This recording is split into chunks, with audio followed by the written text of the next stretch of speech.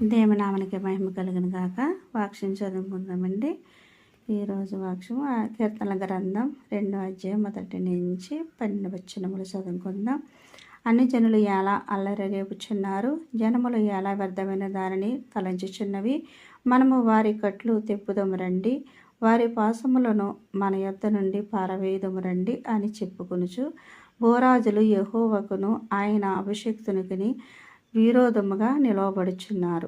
ఏలికలు ఏకేవించి ఆలోచన చేయుచున్నారు. ఆకాశమందు ఆసీనుడగువాడు నవ్వుచున్నాడు. ప్రభువు వారిని చూసి అపహసించున్నాడు. ఆయన ఉగ్రుడై వారితో పలుకును. ప్రచండ కోపము చేత వారిని తల్లడింపచేయును. నేను నా పరిశుద్ధ పర్వతమైన సియోను మీద నా రాజును ఆసీనునిగా చేసియున్నాను. కట్టడను నేను వివరించెదను. యెహోవా ఇలాగూ సెలవిచ్చుచున్నాడు, నీవు నా కుమారుడువు, నేడు నిన్ను కని ఉన్నాను.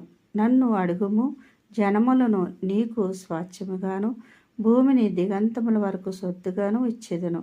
ఇనపదండముతో నీవు వారిని నలగగొట్టెదవు, కొండను పగలగొట్టినట్టు వారిని ముక్కసెక్కలుగా పగలగొట్టెదవు.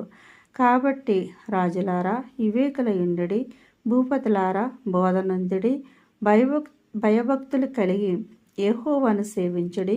గడగడ వణుకుచు సంతోషించుడి. ఆయన కోపము త్వరగా రగులుకొనును.